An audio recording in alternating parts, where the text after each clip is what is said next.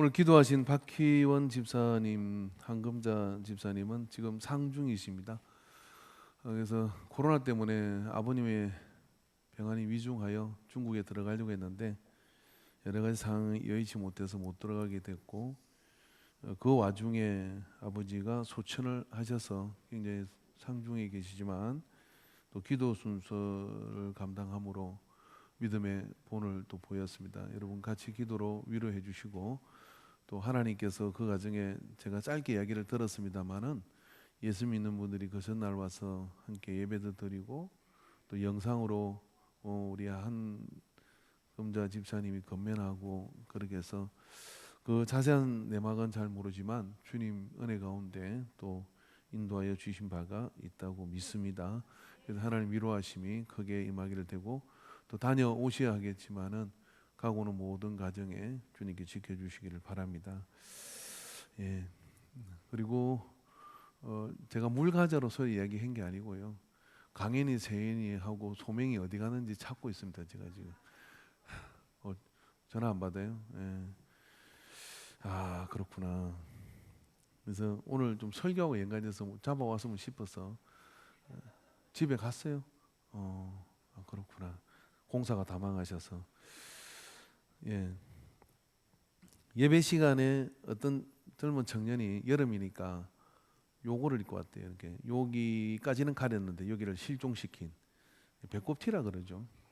예배 시간 이제 그러고 이제 앉아 있으니까 목사님이 설교를 해야 되는데 자꾸만 이게 민망한 거예요. 그쪽 보기도 그렇고 그렇게 민망해서 그 청년 배 좀 가렸으면 좋겠다 이렇게 얘기했어요. 배 좀 가렸으면 정확하게는 배꼽을 좀 가렸으면 좋겠다 이렇게 얘기를 했습니다. 그런데 그 청년이 이렇게 답변을 했습니다. 목사님은 배꼽을 보시지만 하나님은 중심을 보십니다. 그쯤 되면 뭐 배꼽 내놔도 돼요. 성경 좀 읽었다는 얘기 아닙니까? 뭐 답변을 그 정도 할 수 있으면 뭐 그렇게 내놔도 좋으리라 이렇게 생각을 해요. 저는 예배 때마다 좀 도전하는 게 있습니다. 어떤 걸 도전하느냐면 예배 시간에 상습적으로 이렇게 좀 자는 분들, 절대 안 깨워요. 근데 어느 날은 내 설교가 은혜 안 돼서 저러게 하니까 이제 어느 날은 눈을 뜨겁지 하고 설교를 합니다. 그 중에 제일 강력한 도전이 누구냐면 이 학생들이에요. 학생들이 오면은 지금 이제 보십시오. 학생들은 왜 목 디스크 안 걸리는지 모르겠어요. 저는 목 디스크가 아픈데 딱 예배가 시작되고 성가대 찬양이 끝나는 순간 이 머리가 쭉 숙여갖고 설교를 시작하는 순간 머리를 땅 정말 이렇게 땅 떨어뜨려요. 콕콕콕. 그래서 그 이제 저 머리를 일으켜야 되는데 어떻게 일으키는가? 내가 설교를 못해서 그러나 보다 하고 쓸데없는 소리도 하고 뭐 한번 행동도 취해보고 백악이 무효야. 근데 어느 날 고개를 드는 날이 있을 거라고 좀 믿어요. 그래서 오늘 그걸 또 내가 오늘 도전을 해야 되는데 없어져가지고 그래서 찾은 거예요. 계속 어디 갔지? 어디 갔지? 어디 갔지? 어디 갔지? 찾는 거예요. 와야 되는데 이제 딱 있어야 이제 오늘도 도전을 하는 거죠. 그래서 어느 제약회사 그 직원이 그 병원에 가서 약을 팔아야 되는데 그 병원 원장한테 가면은 이런 핑계 저런 핑계 막 그러더래요. 여기 이제 진짜 10번을 갔는데도 약을 안 사줘. 근데 아침에 탁 출근할 때 선배가 이러는 거예요. 너 얼마나 힘들지? 그 사람 옛날에 겪어봤는데 보통 아니다. 그러니까 이분이 이렇게 얘기를 했답니다. 아닙니다. 저는 기록을 갱신하러 갑니다. 11번째 기록을 갱신하러 갑니다. 그러면서 탁 가더래요. 그래서 나도 그런 정신을 가지고 해보려고 하는데 그런 심정인 줄 알고 여러분이 표정 관리해 주시기를 바랍니다. 할렐루야. 그러니까 참 이렇게 목회가 이렇게 참 힘들기도 하고 뭐 그렇습니다. 자, 그런데 저는 우리 학생들을 이렇게 보면서 여러 생각을 하는 거예요. 새벽기도 설교를 이렇게 하다가 제가 새벽기도 이거 설교 다 한 거거든요. 오늘 여러분이 성경 교재에 나오는 어떤 그 질문은 이거하고 상관이 없습니다. 이 설교는 새벽 시간에 진짜 여기서 기도하는데 하나님께서요 하고 이렇게 보여주시더라고요. 뭘 보여주시냐면 100년의 믿음을 다음 세대와 함께 했는데 그 다음 세대가 죽었다는 거예요. 죽은 게 보이는 거예요. 죽은 게. 열왕기서를 쓴 이 기록자는요 어디서 쓰고 있느냐면은 바벨론 포로로 잡혀가갖고 거기에서 사람들이 바벨론의 왕궁을 보고 하나님 뭔 소용이 있어? 하나님보다 더 센 걸 믿어야지 하고 다 배교가 일어나는 거예요. 그 사람이 속이 터지는 거예요. 왜 속이 터지냐? 왜 지가 한 짓거리는 생각을 못하고 나 왜 이렇게 잡혀와가지고 고생을 하냐? 이것만 생각하고 하나님을 원망하면서 떠나는 거예요. 그래서 그런 거 아니다. 팩트를 체크해봐라 하고 쓴 게 열왕기서예요. 우리 열조의 왕들이 뭔 짓을 했고 우리가 어떤 행동을 했는데 당해도 싸지. 그래서 이렇게 해서 잡혀온 건데 그걸 모르고 하나님 우리한테 이렇게 잡혀가야겠다고 홀랑 바뀌어가지고 바벨론의 신을 믿겠다고 하는 배교가 그 속에 일어났다 이 말이에요. 그러니까 쓴 게 이 열왕기서거든요. 근데 열왕기를 쓰면서 오늘 이 내용에 와서는요, 한 엘리사의 기적을 이야기를 하고 있습니다. 어떤 기적? 간단한 기적이죠. 죽었던 아들이 살아났다 이거예요. 자, 그러니까 죽었던 아들이 살아났다 이야기인데 여기 몇 가지 기적을 이야기하며 엘리사의 사역을 시작해요.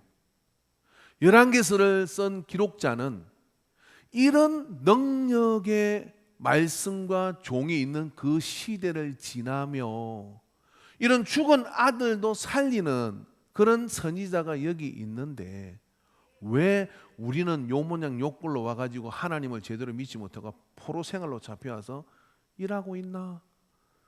좀 봐라. 우리가 뭘 무시했는지, 뭘 우리가 중심으로 잘 생각하지 않았는지를 보라고 예표적 사건으로 이 사건을 이야기를 해주고 있는 거예요. 근데 이 기적 속에는요, 우리가 아이가 죽은 이야기도 나오지만 결과적으로는 어떻습니까? 아이가 살아난 이야기도 이 속에 있다 이런 이야기. 그렇기 때문에 살고 또 죽고 사는 역사가 이 속에 있는 거죠. 이야기는 간단합니다. 엘리사가 이 수넴 지역을 지나다니는데 참 살만하고 마음 착한 믿음 좋은 욕심도 없고 다복한 이 수넴 여인이요. 아, 저 하나님의 사람이 저렇게 지나는데 우리 집 와서 밥 좀 먹게 하게 해주자. 그렇게 해가지고 뭐 엘리사가 밥 얻음으로 갔겠어요. 들어와서 거면하니까 그 집에 밥을 먹다 보니까 한 번이 두 번 되고 두 번이 세 번 되고 지날 때마다 단골처럼 들랑거린 거예요. 그러죠, 장건사님, 그죠? 장순봉 건사님, 할렐루야. 등을 좀 떼보세요. 허리 안 좋아요. 그 등을 딱 세우면 허리 좋습니다. 예. 지금부터는 막 깨울 겁니다. 오늘은. 나 그래 거기서 지내고 그렇게 밥을 차린 거예요. 장건사님 얼마나 이게 전구를 잘 하시는지 몰라요. 한 번 더 하세요. 제가 집에 갈게요. 예. 그 전구를 탁 해가지고 하니까 먹었어요. 몇 번 먹다 보니까 남편에게 이렇게 얘기한 거예요. 아, 근데 그러지 말고 옥상에 이 유대인은 위에 옥상이 있는데 그게 이 민박을 시키는 그런 방이 보통 하나씩 가지고 있습니다. 그 민박 시키는 방에다가 우리 선지자를 위해서 그 방을 좀 구분해서 책상도 떨어놓고 그리고 의자도 떨어놓고 침대도 떨어놓고 편하게 좀 쉬어가도록 해주자 그러니까 남편이 아이고 좋다 그랬어요. 그래서 그렇게 해가지고 이제 엘리사도 그 들랑날랑 이렇게 하는데 어느 날 너무 피곤한 날 침대에 딱 누우는데 고마운 생각이 밀려오는 거예요. 이 수넴 여인은 참 세심하고 사리가 깊고 배려가 깊고 그런 분들은 그런 며느리를 맞을 줄로 믿습니다. 그런 마음이 너무 와닿으니까 그러면 이게 목사가요 성도들을 다 똑같이 사랑해야 되잖아요. 난 똑같이 사랑 안 되던데 내가 잘못된 겁니까? 똑같이 사랑해야 되는데 한 달에 한 번, 2년에 한 번, 1년에 한 번 보는 사람 어떻게 사랑할 틈이 없어 도망다니니까. 그런데 세심하고 배려 깊고 이런 사람을 보면 말은 안 하지만 속에서 이런 생각이 일어나 엘리사 생각이 일어난 거죠. 그 누가 생각을 주었어요? 하나님이 그 생각을 주시는 거죠. 아, 이 참 귀한 사람이다. 그 생각이 들어서 게하시를 불렀어요. 봐라. 이 집에 뭐 필요한 거 있는지 한번 물어봐라. 여러분 생에 그런 날이 오기를 바랍니다. 하나님이 집사야 근사야 불러가지고 너 그 집에 뭐 필요한 거 없냐? 이렇게 묻는 날이 와야 좋은 거잖아요. 악을 쓰고 소리를 지르고 부러지는데도 하나님이 응답이 없어. 그 참 힘든 인생이에요. 근데 그렇게 불러주는 인생이 돼야 되거든요. 부르니까 이 여인이 문 앞에 서가지고 이러는 겁니다. 저는 백성 중에 거합니다. 이 말이 무슨 말이냐면 저는 욕심도 없고요. 이자도 좋고요. 뭐 살 만큼도 하고요. 부족한 게 별로 없고요. 그렇게 구할 게 별로 없습니다. 이게 얘기하는 거예요. 참 희한하네. 그래서 엘리사가 무슨 군대나 왕에게 구할 게 없냐 막 이렇게 그렇게 물어도 대답을 안 해요. 근데 게하시한테 물었어요. 그래도 있지 않냐? 그러니까 이 집에 아들이 없습니다. 이런 거예요. 그러니까 슈넴 여인한테 엘리사가 이렇게 예언했습니다. 내년에 네가 이맘때에 아들을 품에 안으리라. 그렇게 얘기를 한 거예요. 그러니까 저를 놀리지 마십시오 하고 불필요한 기대조차도 안 가지는 사람이에요. 우리 남편도 늙었고요. 저도 뭐 안 됩니다. 그렇게 했는데 낳았겠어요, 안 낳았겠어요? 그런 믿음과 낳기 어렵지. 여러분을 보면 안 낳을 것 같아요. 그 성경에 보면 낳았다고 돼 있어요. 낳은 거죠. 그리고 애가 막 큰 거요. 막 크는데 아버지가 이제 들에 나가서 타작을 하는데 그 가가지고 아버지 편 갔다가 왔다 갔다 사다가 아이고 머리야 머리야 이런 거예요. 일사병이 걸린 거예요 이게. 뜨거운 태양을 이렇게 경험을 안 해보니까. 그래서 엄마한테 데려가라 했더니 엄마의 품에서 그만 반나절 만에 애가 싸늘한 시체가 돼버린 거예요. 기가 막히죠. 그 기가 막힌 상황이 발생해가지고 이제 이 여인이 기절을 할 일이잖아요. 근데 그 아이를 안고 어떻게 하냐면 선지자가 기가하는 방에 침대에다가 갖다 눕혀요. 그리고 문을 딱 닫아두고 아가 죽었는데 남편한테 이야기해야 될 거 아니에요. 닫아두고 남편한테 기별을 보내서 나게 한 마리 하고 기사 하나 딸려가지고 보내라. 그리고 어디 가려고 그러니까 갈매산에 선지자 만나러 간다 그러니까 아니 주일도 아닌데 교회를 가서 목사님 왜 만나러 가냐 이렇게 남편이 물으니까 평안을 비나이다 하고 기사한테 이렇게 했습니다. 내가 말하지 않거든 브레이크 밟지 마 질주해. 그래가 막 나귀가 말처럼 달려갑니다. 막 달려가니까 갈매산에서 이렇게 보고 있던 엘리사 선지자가 저기 오는데 보니까 수넴 여인이 오는 거예요. 이게 참 엘리사가 수넴 여인 알아봤다는 게 얼마나 엘리사의 마음속에 수넴 여인이 와 있는지 알겠죠. 내가 갈매산 가봤는데 절대 못 알아봅니다. 그죠? 저는 여러분이 들어오면 사실 교회당 마당에 들어야 차가 아 저분 어느 집사님 차구나 하고 이렇게 알지. 근데 알아봤는데 게하시한테 얘기한 거예요. 가봐라. 무슨 불안한 일이 생겼는갑다 하고 이제 게하시를 보냈더니 가가지고 게하시가 너는 평안하냐 남편은 평안하냐 아는 평안하냐 이렇게 보니까 평안이냐이다 하고 아무 말을 안 해. 그러고 막 달려오는 거야. 평안이다. 얼굴은 평안이라고 아닌데 막 달려오는 거예요. 그래 와가지고 엘리사 발을 탁 붙들고 엎드려가지고 여인이 가슴에 맺힌 이야기를 합니다. 내가 이제 아들 달락했습니까? 주놓고 뺏어가는 건 뭡니까? 아들 달락했습니까? 하면서 엎드리니까 게하시가 하나님의 선자의 손에 몸을 대려고 하니까 떼내려고 그러니까 냅두라. 이 여인의 고통을 하나님이 내게 감추셨다 하고 아픈갑다 생각을 하고 지팡이 하나 주면서 게하시한테 니는 내 허리띠를 띠고 그 지팡이 가서 애의 얼굴에다가 달려가서 사람 만나면 인사도 하지 말고 얼리나라 이렇게 얘기했어요. 그때 이 여인이 딱 쳐다보고 이렇게 얘기했습니다. 하나님의 살아계심을 두고 당신의 살아계심 두고 맹세하나니 난 절대로 당신 안 떠납니다. 절박한 거예요. 자기 죽은 아들을 살려야 되니까. 그러니까 엘리사가 어떻게 합니까? 그럼 그 집으로 가야지. 갈멜산에서 그 집으로 가서 그 방에 들어가니까 이미 그 전에 게하시가 달려가가지고 다 해봤어. 했더니 안 되는데요. 그래서 올라가 보니까 이미 죽은 거예요. 죽은 사람을 어떻게 합니까? 그런데 그때 이제 엘리사가 거기에 엎드려가지고 자기 눈을 아이의 눈에, 자기의 입을 아이의 입에, 자기의 손을 아이의 손에 거기 엎어 있는 거예요. 여러분 집에 이렇게 남편이 죽었어요. 근데 제가 가가지고 갑자기 그런 간뚜껑을 열어라 해가지고 그렇게 하면 이러면 식기 식었어요, 말리기 식었어요. 남편하고 사이가 안 좋으셨구나. 나 하면 되는데 여러분이 하지 말라 해서 안 하는 거예요. 그러니까 그렇게 행동을 한 거예요. 그랬더니 애가 살아버렸어요. 여러분 이 행동이 참 이상스러운 행동이 이 속에 일어났죠. 저는 이 행동에 대해서 좀 이야기를 하려고 하는 겁니다. 제가 조금 전에 말씀을 드린 것처럼요.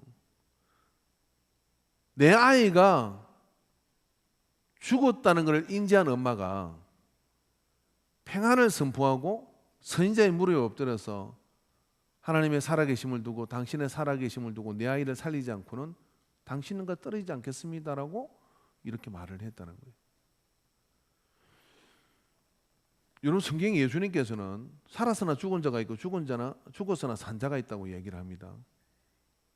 살고 죽음의 기준이 뭘까요? 숨이 붙어 있고 숨이 떨어지고, 이게 우리가 생물학적으로 의학적으로 말할 수 있을 것입니다. 그러나 영적으로 보면 오늘 열왕기서를 쓴 이 기록자는 그 아이가 죽은 것처럼 그 시대가 죽었다는 거예요. 말씀을 듣지 못하고 은혜를 받지 못하고 하나님의 살아계심에 역사하심에 전혀 무반응. 예수님이 오셔가지고 이렇게 말씀을 합니다. 피리를 불어도 춤을 추지 않고 곡을 하여도 울지 않는다. 이 세대를 내가 무엇으로 비교할꼬? 죽었다 이렇게 얘기합니다. 언더우드 선교사가요 시를 썼죠. 조선의 눈물이라고. 여기 마음을 읽을 수 없다고 그 절박함을 가지고 시를 쓴 게 인터넷에 보면 또 있습니다. 그런 심정이 오늘 열왕기서의 기자가 지금 기록을 하고 있는 거예요. 우리 학생들이 지금 이제 머리 2명 섞였잖아요. 봐요. 100%에 그냥 저는 매주 똑같은 장면을 보는 거예요. 목양실에 나와서 교육관을 지날 때 게임을 하고 있어요. 그리고 예배 시간 다 됐어 올라가자 그러면 예배 시간 지나서 15분, 10분 전에 이제 10분 후에 올라옵니다. 그럼 게임 할 때 보면요. 지나가는 그 모습을 제가 보면 대답 다 해요. 그럼 얼마나 막 에너지가 충만한지 몰라요. 그러나 예배 시간이 딱 되면 팍 쓰러지는 거예요. 왜 쓰러지느냐면은 사람의 머릿속에 도파민이라는 물질이 있대요. 제가 연구를 또 해본 거 아니에요. 이 도파민이라는 게 뇌 신호 전달 물질이에요. 이 뇌 신호 전달 물질이 쾌락적이고 즐거운 일을 할 때 그게 있어야 막 집중이 되는 거야. 게임을 할 때 그게 막 머릿속에 쓸 수 있는 양이 있는데 그 양이 막 들어가는 거예요. 들어가면 그 도파민이 부족해. 부족해지는 시간에 뭐 하는 거예요? 예배 시간이잖아요. 이게 이 뇌질환인 거예요. 예배 시간에 자는 거는요. 도파민이 고갈돼 가지고 집중이 안 되는 거예요. 도파민이 부족하면 파킨슨에 걸리고요. 도파민이 부족하면 주의력 부족에 걸리고요. 도파민이 부족하면 충동적 행동을 갑자기 하는 현상이 일어납니다. 근데 그 도파민이 어디에 다 들어가 버리냐면 게임하거나 또 토요일 날 신나게 놀았거나 아니면 토요일 날 늦게 멍에 집중해 있으는 그런 사람 100% 예배 시간에 집중이 안 돼요. 그러면 이런 사람이 살았습니까? 죽었습니까? 난 죽었다고 봐요. 제가 무슨 일을 하고 있느냐면 죽은 사람을 살리려고 하는 거예요. 그러니까 지가 아무리 깨고 싶어도 일어날 수가 없어. 왜냐하면 도파민이 고갈돼 가지고. 머리에 에너지가 예배 말씀이 어렵습니까? 쉽습니까? 어렵잖아요. 제가 여기서 코미디를 해도 어렵고요. 뭘 해도 성경은 어려운 거예요. 근데 어려운 말씀에 집중을 하려고 하는데 도파민이 부족한데 되겠어요? 쓸 수 있는 에너지를 딴 데다 다 날리고 왔는데 하나님 너희는 떡으로만 살 게 아니라 하나님 말씀으로 살 거라 했는데 그 말씀을 먹어야 사는데 말씀을 먹을 시간에 세상 것 먹느라고 쾌락 것 먹는 거라고 도파민을 다 써버렸어. 그리고 말씀 먹겠다고 앉아있으면 무슨 수로 제가 먹일 수가 있어요? 못 먹여요. 도파민이 있어야지. 이게 주사로 채워지는 것도 아니야. 이건. 소비적이고 쾌락적인 것들로부터 자기 시간을 떼놓지 않으면 죽은 거예요. 사단이 게임이나 중독이나 어떤 쾌락적 중독에 우리를 붙드는 이유는요. 딱 한 가지입니다. 하나님의 말씀을 듣지 못하게 하려고 하는 거예요. 하나님의 말씀을 듣지 못하면 죽으니까. 도파민을 뺏긴 사람은요. 주일날 마귀가 그 사람 따라오지도 않아요. 냅둬도 망하니까. 제 이야기가 좀 잔인한 것 같아도 그런 상황이 발생하는 거예요. 아이가 죽은 거예요. 그 시대가 그랬다고 열왕기 기록자는 고발을 하고 있는 겁니다. 그 시대가 그런 거예요. 그래서 강단의 가치와 그런 어떤 하나님의 은혜에 대한 집중이 안 되는 거예요. 여러분 우리 현덕의 가장 그 자랑스러움이 뭐겠습니까?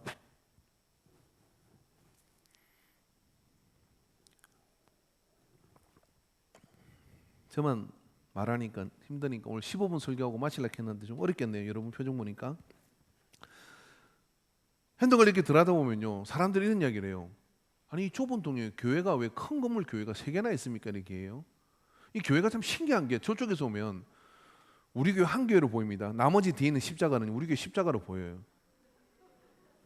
그러다가 가까이 오면 쫙 나눠져. 그럼 건물이 쫙 벌어져. 근데 이 인구수에 지금 아파트 들어서고 있지만 인구수에 비해서는 교회가 큰 게 너무 누가 그 이야기 하기 전까지는 저는 몰랐어요. 그러고 보니까 저도 그게 참 이상한 거예요. 근데 이게 복입니까? 화입니까? 여기 믿음 있고 애매하고 그럼 여기 카지노 들어왔으면 좋겠어요? 여기 막 교회보다 큰 나이트클럽 막 클럽이 막 쫙 들어왔으면 좋겠어요? 대한민국의 인구수에 비해서 교회가 이렇게 많은데 현덕이 엄청난 데라니까요. 이게 복인 거예요. 그죠? 이게 복이어야 되는데 엘리사가 그 시대에 살아간 것이 얼마나 복이냐라고 열왕기의 기록자는 이야기를 하는데 그 시대 사람들은 아무도 몰랐더라. 그가 얼마나 놀라운 능력으로 죽은 아이를 살릴 수 있는지를 이야기를 해주고 있지만 그것을 모르죠. 그런데 한 여자가 자기 아들이 죽었다는 것을 인지했어. 여러분의 자녀가 영으로 죽었는지 살았는지, 여러분의 가족이 영으로 죽었는지 살았는지 그걸 인지 못하면 심각한 문제가 생깁니다. 인지하면 어떻게 하겠어요? 선지자의 발을 붙들고 하나님의 살아계심을 두고 당신의 살아있음을 두고 살릴 때까지는 놓아드릴 수가 없습니다. 이런 의미가 있으면 살죠.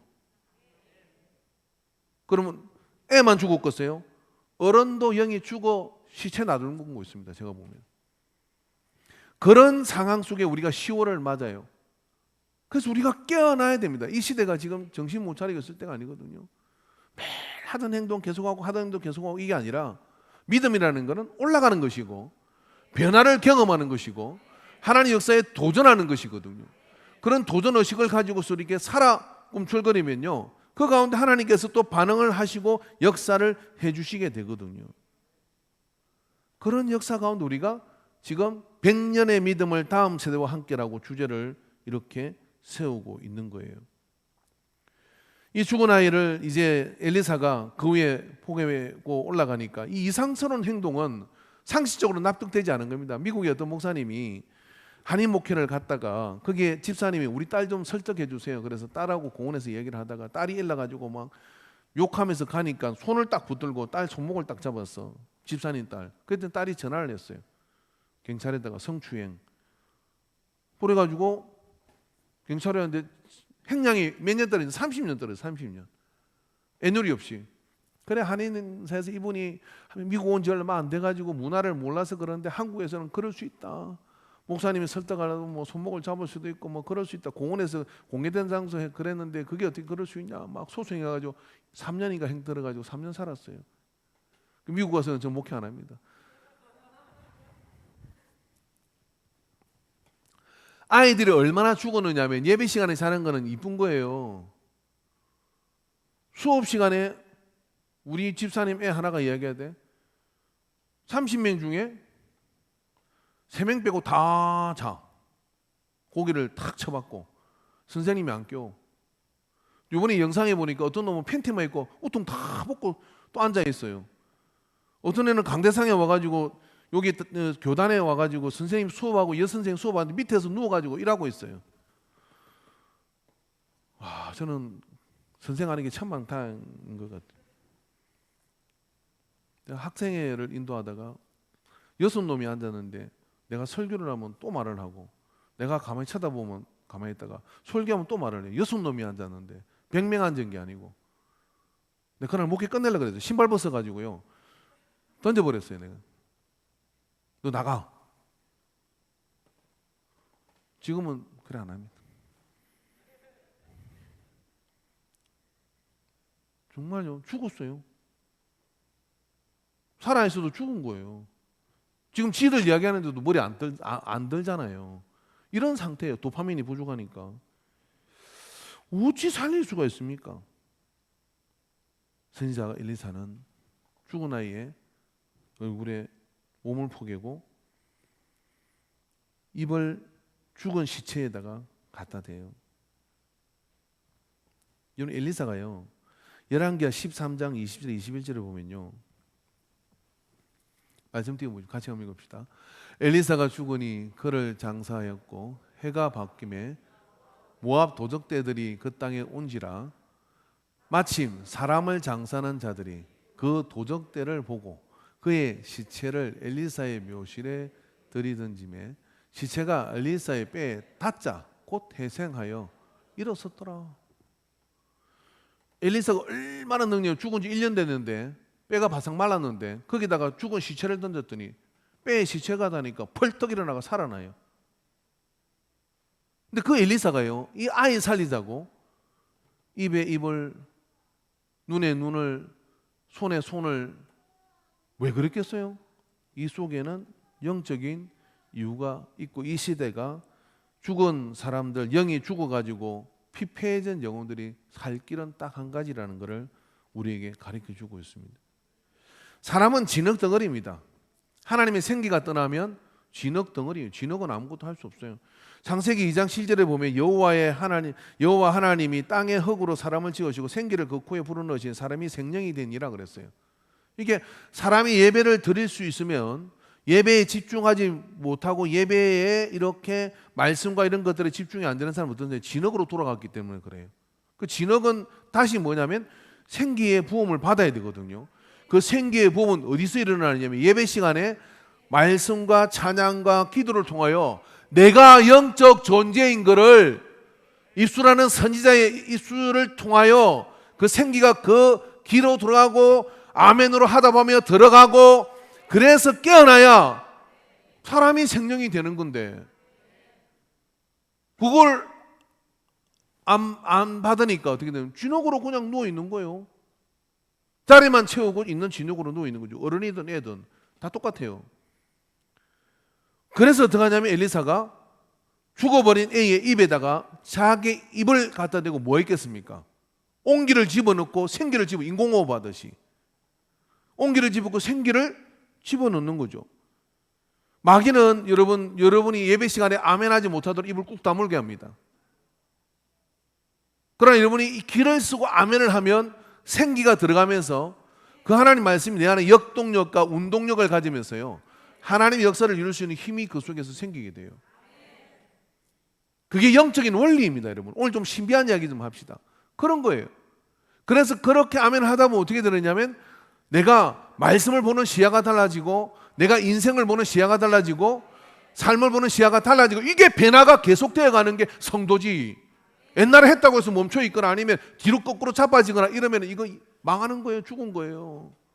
믿음으로 태어난 아들이 싸늘한 시체가 됐다, 이런 이야기예요.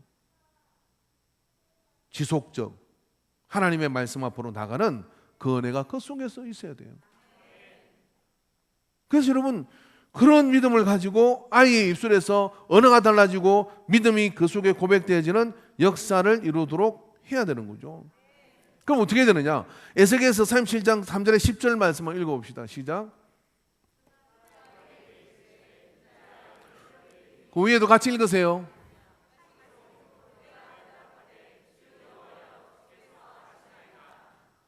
또 내게 이르시되 너는 이 모든 뼈에게 대언하여 이르기를 너희 마른 뼈들아 여호와의 말씀을 들을지어다. 주 여호와께서 이 뼈들에게 이같이 말씀하시기를 내가 생기를 너희에게 들어가게 하리니 너희가 살아나니라. 너희 위에 힘줄을 두고 살을 입히고 가죽으로 덮고 너희 속에 생기를 넣으리니 너희가 살아나리라. 또 내가 여호와인 줄을 너희가 알리라 하셨다 하라. 이에 내가 명령을 따라 대언하니 대언할 때 소리가 나고 움직이며 이 뼈 저 뼈가 들어 맞아 뼈들이 서로 연결되더라. 내가 또 보니 그 뼈에 힘줄이 생기고 살이 오르며 그 위에 가죽이 덮이나 그 속에 생기는 없더라. 또 내게 이르시되 인자야 너는 생기를 행하여 대언하라. 생기에 대언하여 이르기를 주 여호와께서 이같이 말씀하시기를 생기야 사방에서부터 와서 이 죽음을 당한 자에게 불어서 살아나게 하라 하셨다 하라. 이에 내가 그 명령대로 대언했더니 생기가 그들에게 들어가매 그들이 곧 살아나서 일어나 서는데 극히 큰 군대더라. 마른 뼈가 하나님께서 말씀하시는데 이게 살겠냐? 못 살 것 같은데요. 차마 못 산다 소리 못하고 죽여서 하십니다. 그런데 너는 대언을 하면, 하나님의 말씀을 대언을 하면 살아난다. 생기를 명하여 들어가게 하라 라고 이렇게 얘기를 했다, 이런 이야기예요. 그렇게 대언을 하니까 그게 일어나서 하나님의 군대가 되어졌다, 이런 이야기입니다. 여러분, 우리가 그 아이들과 어른들도 마찬가지지만요, 그 사람의 변화를 뭘로 볼 수 있느냐면요, 그 입술에서, 아이의 입에서 찬양이 나오고 그 입술에서 목사 놀이를 할지라도 막 설교를 하는 것이 하고 또 막 어른들 흉내내가 기도를 하고, 그게 이상합니까? 다른 건 다 조기교육 시키면서 왜 신앙은 조기교육 안 시켜요? 어디 유명한 공연이 있다 그러면 저런 피아니스트가 됐으면 좋겠고, 저런 바이올리니스트가 됐으면 좋겠고, 저런 수학자가 됐으면, 그러니까 데리고 온 데를 쫓아다녀. 근데 내가 믿는 신앙의 새벽기도와 내가 믿는 신앙의 예배 자리와 내가 믿는 신앙의 그 모습을 왜 조기교육 안 시키냐 이 말이에요. 근데 조기교육 시킨 애들이 어떻게 되는 줄 알아요? 나라와 민족을 위해서 5살짜리가 기도해요. 기가 막힙니다. 믿습니다 그러면서 막 그래요. 나중에 애가 어떻게 될지 모르지만 어떻게 되더라도 걔는 돌아와, 조교육 받아가지고. 우리 신우하고 산책 가는데 이렇게 개들을 가는데 얘가 하잖아요, 뭐 애가 노래를 불러. 받은 복을 세어 보아라, 쫓긴 게 무슨 복을 받은 그 신복을 내가 알리라, 막 그러면서 가. 나오나 노래도 아니고 무슨 팝송도 아니고 찬송가를 부르고 가요. 니 그 노래 아나? 이 노래가 좋대. 금요일 저녁에 기가 오면 부르는 거예요. 받은 복. 되게 좋아해요. 그렇게 어려운 것 같지, 힘든 것 같지만은 그렇게 조교육을 시켜가다 보면 어떻게 되느냐면 그런 애들이 세상을 지배합니다. 왜? 도파민 다 빠져가지고 게임만 할 줄, 다른 거 할 줄 모르거든요. 근데 그래서 생각이 돌아가고 머리가 돌아가면, 하나님 말씀이 들어가면요, 그 다음에 여러분 뭐라 그럽니까? 눈을 맞추잖아요. 선지자의 눈을 맞추라. 선지자의 눈이 어떤 눈이? 비전의 눈이죠. 선지자는 미래를 내다보는 거잖아요. 어디 가서 내년 10년 미래를 내다보겠습니까? 하나님 말씀은 세상의 시작과 세상의 끝을 가리키는 말씀이에요. 우리는 길에 100년 살지만 이 말씀이 시작과 끝을, 나는 알파의 오메가로 이야기하고 시작과 끝을 말씀해요. 이걸 정가하는 시간이 뭐냐면 성령이 성육신 나셔서 설교자의 입술을 통해 선포하는 시간이 이 설교 시간이라 이 말이에요. 그럼 이 설교 시간에 선포되는 거기에 눈을 같이 맞추면 애가 무슨 생각을 하겠어요? 내가 이 세상 속에서 다음에 되어가는 세상 속에서 뭘 할지를 바라보는 거죠. 그게 선지자가 눈을 맞춰서 보는 이유입니다. 제가 예배 시간에 이렇게 서가지고 찬양할 때 여러분을 쭉 봐요. 그러면 세 분류의 사람이 있습니다.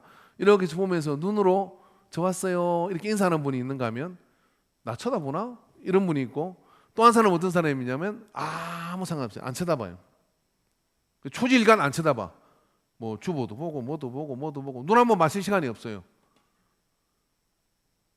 여러분 눈을 맞추시기를 바랍니다. 저하고. 비록 제가 눈이 작아도 볼 건 다 봐요.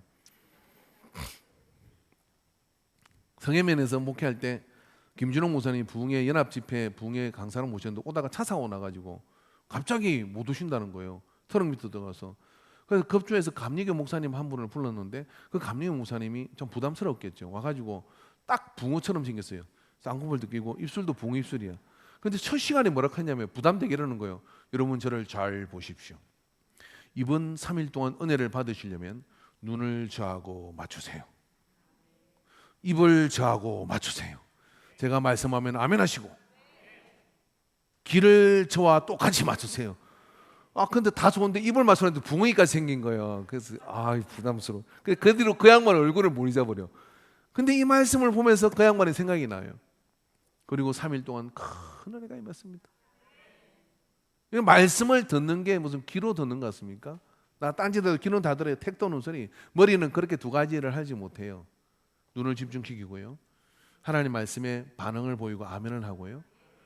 그리고 거기서 그 속에서 선지자가 보는 비전의 언덕을 보고 같이 보고 그러면서 가슴이 요동치면서 내가 무엇을 해야 돼? 이게 살아있는 영이지. 그렇게 영이 역사하면 어떻게 되느냐면 여러분의 삶 가운데 그런 부활의 역사가 그 속에서 나타나게 됩니다. 그러면 언어가 바뀌는 거예요. 언어가 어떻게 언어가 바뀌냐? 믿음의 언어로 바뀌고 소망의 언어로 바꾸고 그렇게 언어가 바꾸거든요. 근데 이게 입을 똑같이 간다는 언어를 같이 맞춘다 이런 이야기예요. 여러분 어디 가서 이렇게 보면 방송에 나온 분들도 패널로 나왔다가 이야기 언뜻한데 저 사람 예수 믿는 사람이 같아 예수쟁이 냄새가 나 이런 거 있지 않아요? 왜냐면 그 속에 언어가 묻어나는 게 그러거든요. 저 사람은 무당 같은데 틀림없습니다. 무당입니다. 무당의 언어가 있고 크리스찬의 언어가 있어요. 소망의 언어가 있고 사랑의 언어가 있는 거예요. 근데 아무리 봐도 예수쟁이 언어가 나타나자 말씀과 입을 맞춰본 적이 없거든요. 이 사람한테 물어보십시오. 오늘 본문 엄청 긴데 일주일 동안 이렇게 성경을 길게 읽어본 적이 있나? 아무도 서로 안 물어보네. 같이 죄지었어요. 본문을 읽으면서 저는 그런 생각이 들더라고요. 우리 청중 가운데 어쩌면 일주일 동안 이게 유일하게 성경을 보는 일이고 이게 제일 길게 읽는 성경이다. 그러면 살았습니까? 죽었습니까? 죽었다고 봅니다. 저는 10월 1일 첫째 주에 우리의 영을 살려내야 됩니다. 하나님의 말씀에 입을 맞추세요. 하나님의 뜻에 내 시선을 보내시고요. 거기에 몸을 포기할 때 어떻게 되느냐면 따뜻한 온기가 들어올 것이고 따뜻한 온기가 들어와야 살아있는 신앙생활이 되게 되는 거예요. 자기 눈을 그 눈에 맞추게 될 때 그 속에서 비전이 열리게 돼요. 그 다음에 손을 거기에 포개라 그랬잖아요. 몸을 같이 하고 손을 거기에 포개라는 이야기는 뭐냐면 함께 동참하는 거죠. 여러분은 이제 집에서 뭐 손자들 공무원 해라 그러잖아요. 그 공무원 합니다. 맨날 학원 다니고 공무원 하고 얼마나 고생스럽게 힘든지 몰라요. 그런 거 할 필요 없어요. 배고등학교는 고등학교인데 한 해 등록금이 고등학교인데 1,000만 원이에요. 비싸서 내가 알고도 못 보내서 우리 애는요. 근데 1,000만 원 받아가 뭐 했냐면은 입학하기 2달 전에 애들을 다 데리고 중국으로 날아갔어요. 몽골. 그러니까 새벽에 깨워 걸음쳐 농사지어 그렇게 해가지고 2달 동안 농사만 시키고 공부 하나도 안 시키고 농사만 시키고 데리고 와요. 그럼 데려온 애들은 먼저 하느냐요? 공부가 쉬웠더라 그래. 그 다음부터 공부 열심히 하면 돼 애들이. 우리는 다 농사 짓잖아요. 근데 우리는 어떻게 하느냐면 이렇게 하죠. 너는 집에 가서 공부해라. 그 애들 다 배려해요. 새벽에 두드려 깨워가지고 아버지 일하는 데 같이 데려가고 엄마 일하는 데 같이 데려가고 그래 밥 깔고 뭐 해가지고 나는 것도 보고 이게 산교육이에요. 왜냐하면은 살아있는 교육은 뭐냐면 같이 손을 포갤 때 역사가 나타나는 거거든요. 제가 이게 태양광 잔디등을 꽂고 있는데 초등학생 하나가 이렇게 왔어요. 목사님 뭐 하세요? 이거 신고 있다. 벽돌은 왜 놔요? 바람에 흔들리지 말라고. 그러더니 그냥 벽돌 2개를 주워와가지고 그 옆에 걸 지가 놨고 있어. 근데 요까지만 하면 되는데 내가 보니까 나는 이제 끝내고 들어갔는데 나중에 보니까 안 해도 되는 것까지 벽돌을 다 갖다 놓고 물 붓고 이러더라.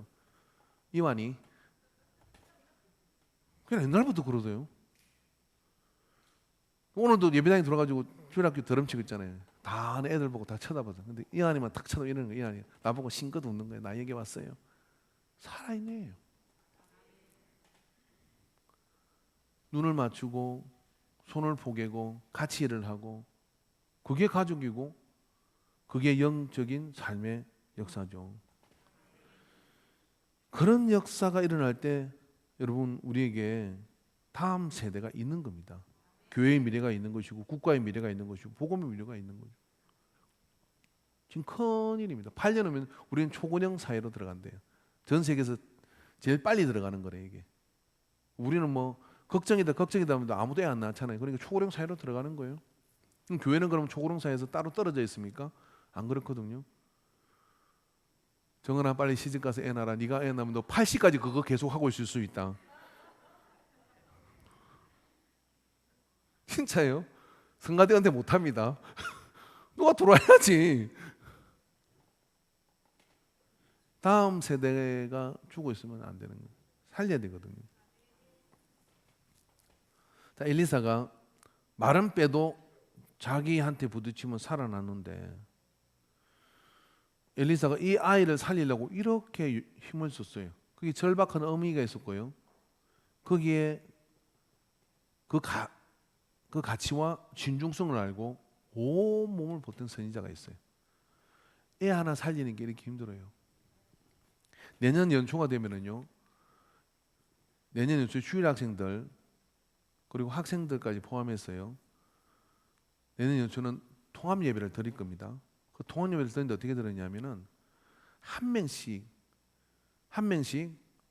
어른들하고 짝을 딱 맺어줄 거예요. 그러면 부모 말고 다른 어른을, 그러면 여러분은 그 한 애만 좋아하십시오. 다른 애는 보지 말고 한 애만 오면 이름 불러주고 눈 맞추고 이야기해주고 그리 한번 하려 그래요. 내년 되기 전에 이 말을 하기 전에 지금부터 먼저 하는 사람이 좋습니다. 왜냐하면 상태 좋은 애를 고를 수가 있으니까. 그러면 애들이요 서로 찾으러 다녀요. 그 애가 살아요. 그 다음에 내가 식사봉사 가거든. 같이 데리고 들어가세요. 그리고 어디 가서 데리고 다녀요. 재문이가 오늘 주일학생에 들어와 있네. 성경학교도 재문이가 내가 이제 모닥불 준비를 이렇게 하니까 땀을 삐질삐질내고 나 따라다니게. 일사병 걸린다. 저가 쉬고 있으라. 그래서 싱글 웃으면서 들고 와요. 나무 들고 오고 뭐 야 이 저거 갖다 놔면 갖다 놨고. 그 저는 재문이 특했어요. 그 재문이하고 저거는 아주 절친이에요, 절친. 그때 그 막 얼굴이 볼개져가면서 막 따라다니는데 야 일꾼이더라고요. 그래서 그러고 난 뒤부터는 우리는 뭔가 땀을 같이 흘리는 뭔가 있어. 뭔가 있어가지고 통하는 게 있어요. 우리 고생을 같이 했다 이런 게 있는 거예요. 여러분도 그게 뭐 하는 거냐면 손을 포개는 거예요. 그게 뭐 하는 거냐면 눈을 포개는 거예요. 입을 포개는 거예요. 교회 안에 어른이 이렇게 많은데 하나씩만 잡고서 그렇게 하면 애들은 다 살아나요. 다 살아나는 거예요. 살아나서 어떻게 하냐면 도파민 게임이 다 안 뺏기고 그렇게 될 거거든요. 다음 주부터 이 결과가 어떻게 나올지는 모르지만 학생회는 예배를 드릴 때 핸드폰을 반납받으십시오. 그럼 반납받으면 말 안 하고 도망가는 일이 없을 거 아니에요, 그죠? 그 다음에 집에 갈 때 두세요. 도파민 뺏기지 않게 여기서. 제가 어느 단체를 가가지고 2박 3일 있었는데요. 시계가 없고 핸드폰을 반납을 하고 시간을 2박 3일 보내니까요. 3년 지난 사람처럼 그 사람들하고 친해지더라고요. 온 이야기 다 하고 서로 아는 것도 많아지고요. 막 그렇게 돼요. 어느 식당에 가서 밥을 먹는데 가족이 밥 먹으러 왔어. 애 아버지 엄마까지 전부 다 주문해 놓고 처음 다 일하고 있어요. 그럼 각자 먹고 말지 뭐하러 밥 먹으러 오는. 이게 여러분 이상스러운 풍경입니까? 우리도 그런 모습 아닙니까? 집에서도 전부 다 일하고 있어요. 조심하십시오. 목 디스크. 목 디스크 다 걸립니다. 그 핸드폰 뺏어버리니까요. 서로 친해집니다. 다른 걸 맨날 연결해도 안 돼요. 그래서 이런 다음 주부터는 주일학교 학생의 똥이 교회 안에서 있는 이 안에 걸 때는 핸드폰 반납받으십시오. 사진 찍는 거 다 필요 없습니다. 다 반납받아가지고 묻고 두세요. 마귀가 그걸로 가지고 도파민 다 빼먹어가지고 예배 시간에 집중이 안 돼요. 정상적인 애들도 이상해집니다. 그러니까 이거 반드시 실행하십시오. 그렇게 해가지고 한번 해보세요. 처음에는 짜증내고 막 난리를 치지만 나중에요 친해져요 서로. 그리고 어른들하고도 소통하는 게 많아지고요. 그럼 뭐 하겠어요? 궁금하게 어른들이 뭐 하는지 돌아다니면서 보는 거. 성가대도 기웃거리고 그 다음에 뭐 주방도 기웃거리고 그러다 보면 교회를 알아가요. 목양실도 돌아가 목사님 뭐 하세요? 그러잖아요. 그럼 데리고 들어가지고 이야기하고 이게 교회지. 거룩한 이 말씀을 보는 것도 아니고 이걸 가지고 신나게 이러다가 예배 또 왔는데 무슨 예배가 집중이 되겠어요? 그럼 그 예배를 드리는 게 의미가 있는 겁니까? 여러분 우리도요 잘 생각해야 될 게 뭐냐면 어른이 죽으면 애들도 죽는 거예요. 어른이 살으면 애들을 하나씩 붙들고 이야기도 하고 그리고 한번 이렇게 논뚝도 한번 걷고, 야 지난주 너 안 왔잖아. 너 오늘 시간 좀 더 보내야 되겠다. 일찍 와가지고 주일학교 마치고 탁 낚아채가지고 논뚝 한번 걸어요. 풀도 보여주고. 응? 근사님 어릴 때는 말이야 이런 데서 개구리도 잡았다. 그러고 막 그렇게 하면서 자꾸 시간을 보내다 보면 무슨 일이 벌어지느냐면요. 서로 공감대가 커져요. 이걸 먼저 하는 교회가 있는데 그 교회에서는요. 어느 장로님이 아파가지고 교회를 못 갔어. 그래서 주일학생이 신방을 왔더래요. 그 장로님 찾아도 없으니까 물어보니까 아파서 못 왔대. 이게 집이 어딘지를 알아. 그래서 얘 마치고 얘가 장로님 집에 간 거예요. 그러더니 이러더래요. 얘가 돌아가지고 장로님 많이 아프세요? 그러더니 우리 사도신경 할게요. 그래서 사도신경을 하더래. 그리고 신방 끝 그러고 가더래. 그게 주일학생이 우리 교회 뭐보다 낫습니다. 그리고 신방 끝하고 가더래요. 그 장로님 눈물이 나더래. 야, 누가 나를 이렇게 찾아줄까? 은퇴 장로님인데. 그래서 그 다음에 어떻게 했겠어요? 걔한테 뭐 또 선물 싸들고 오죠. 뭐 와가지고 철수야 반갑다. 잘하면 재산도 상속해 줄지도 몰라요.